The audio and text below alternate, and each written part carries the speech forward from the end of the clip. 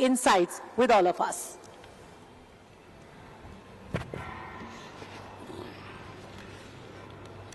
Good afternoon, all of you. Honorable Minister of Ports, Shipping and Waterways, Shri Sarbanand Sonowalji, Honorable Chief Minister of Gujarat, and his presence on this day is very significant. His address has been remarkable, duly complimenting the initiatives which Sonowalji has taken. Sonowalji unfolded and Shri Bhupender Patel ji took it forward. Congratulations, Bhupender ji. Shri Shantanu Thakur, Honorable Minister of State for Ports, Shipping and Waterways, Shri B.U. Ram Wahage, Honorable Minister of Health and Family Welfare, Water Resources, Government of Arunachal Pradesh, Shri Alexio Sikuria, Honorable Minister of Ports, Government of Goa, Admiral Devendra Kumar Joshi, Lieutenant Governor of Andaman and Nicobar Islands, Shri T.K. Ramchandran, Secretary, Ministry of Ports, Shipping and Waterways, and distinguished audience. It is my distinct privilege to be part of India Maritime Heritage Conclave 2024, where we converge to celebrate our illustrious maritime legacy while charting India's future trajectory in global maritime affairs. Indeed, unique and impactful presence of historians, archaeologists, policymakers, and everyone connected with this particular domain, including people from industry. And this gathering, therefore, is indicating that the initiative, first of its kind, in this domain will go a long way. Distinguished audience, let me share with you. For last decade, we have seen many firsts in this country. This is one amongst many firsts in this country where initiatives have been taken in varied fields. This one in maritime heritage. Our maritime heritage is inextricably woven into the fabric of India's ancient civilization, encompassing centuries of trade, cultural cross-pollination, and profound mythological significance. Our civilizational ethos and heritage of thousands of years is well complemented also by maritime heritage. The Indus Valley civilization, anchored by the pioneering ports of Lothal, to which the Honorable Chief Minister made reference, and he was fully blushed, and rightly so. And Dholavira established India's early maritime preeminence as evidenced by archaeological discoveries in Bahrain and Oman. Distinguished audience, Chanakya's Arthashastra meticulously outlined naval administration, while the Mauryan Empire's maritime influence extended deep into Southeast Asia, leaving an indelible cultural legacy epitomized by Cambodia's majestic Angkor Wat complex. I had the occasion to be there at Angkor Wat. One has to see to believe it, and therefore presence of our foreign friends from Southeast Asia and Europe is very significant, and my heartiest warm welcome to them on this great occasion. These southern dynasties, Chola, Chera and Pandya, revolutionized maritime commerce, followed by remarkable achievements during the Vijayanagar Empire under the Kalikat's visionary Jamorin rulers. Constraint of time, I am not reflecting in detail, but it is very interesting, informative, knowledgeable, and absorbing. This maritime complex, heritage complex, will be enlightening to inquisitive minds.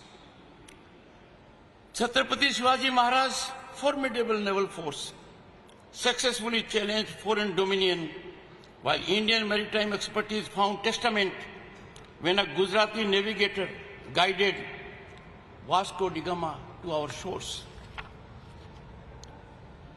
The Indian Navy's sacred motto, Shano Vruna, eloquently embodies our enduring respect for maritime forces. And it translates, may the Lord of the water be auspicious unto us. Distinguished audience, this is the spirit and essence of our civilizational ethos.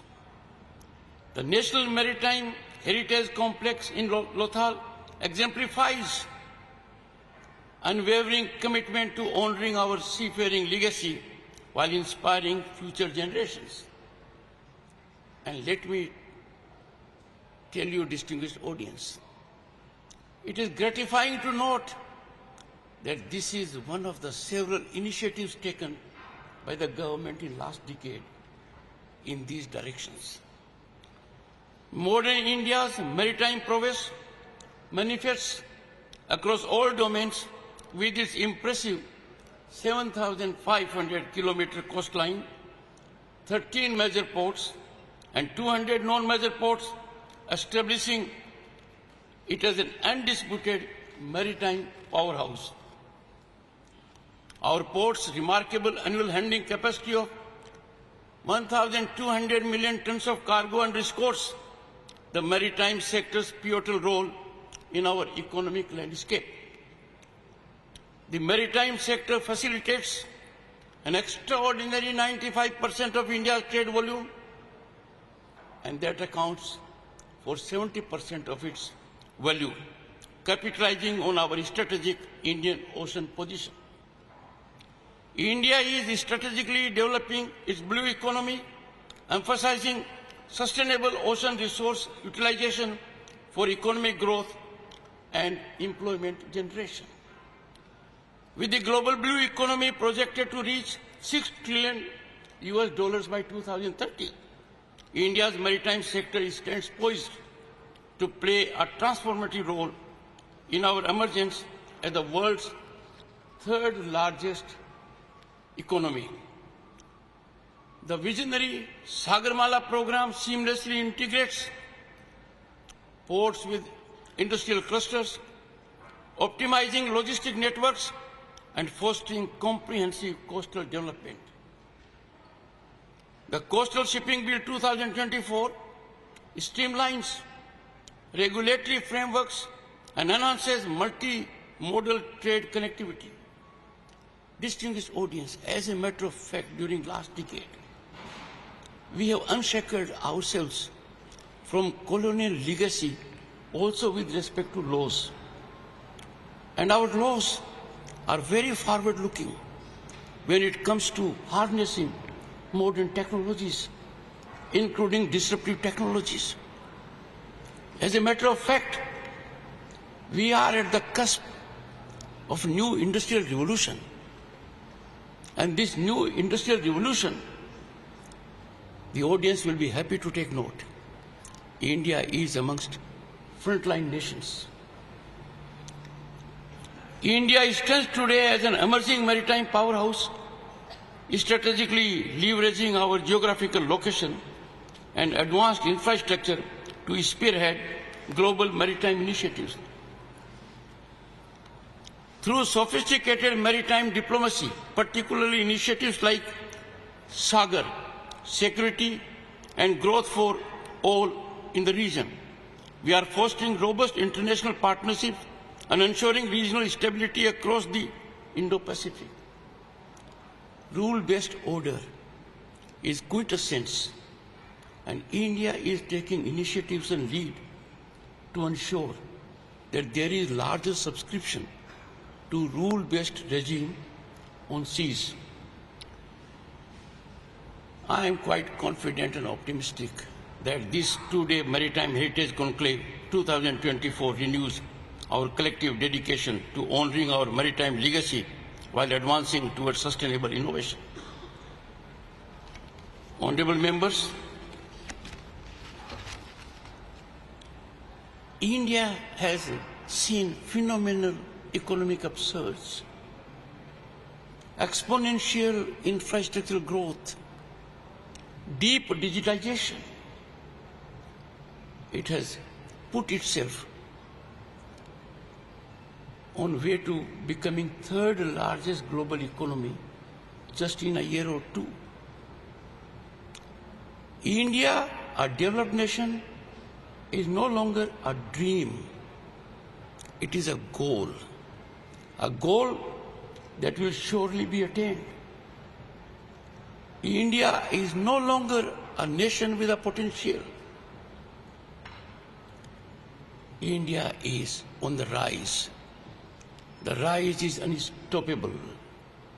Global institutions have accolade India's progress as a role model for the rest of the world.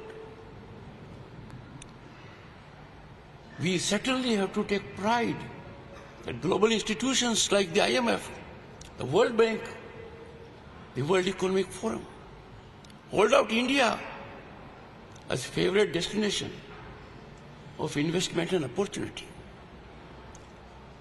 In any field, be it sea, blue economy, be it on land, be it in sky, or be it in space, India's rise is phenomenal.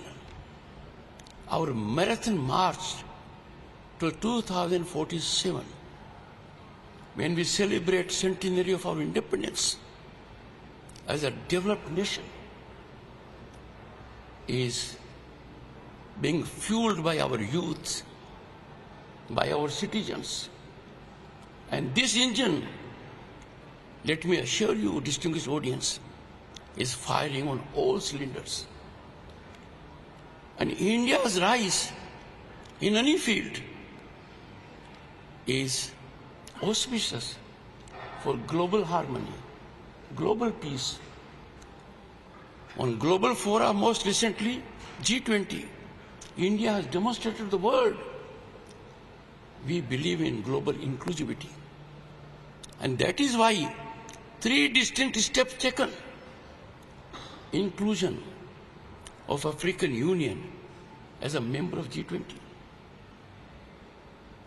bringing on radar, bringing in deep focus Global South, and with respect to maritime, chartering a route, land, sea and land again, that existed long back. And therefore, when such kind of initiatives are taken so successfully, I find it imperative to extend my profound appreciation those who are bringing it about: the Ministry of Ports, Shipping and Waterways, the Government of Gujarat, and all distinguished contributors to this momentous event. But I gather from the Honorable Minister that in the audience we have, as I indicated earlier, our friends from Europe and Southeast Asia, historians, archaeologists, policymakers, those who are interested in this discipline in particular, and those who are in industry that bears upon this sector. I have no doubt we will be achieving significantly beyond our expectations in coming years. Together, let us chart our course forward, a prosperous and sustainable maritime future that honors our past while embracing the possibilities of tomorrow. I am grateful to the Honorable Minister for having afforded me this opportunity to be witness to an occasion which is first of its kind and an addition to many first of its kind steps that the government under Prime Minister Narendra Modi has taken. Thank you so much. For sharing your kind words with us.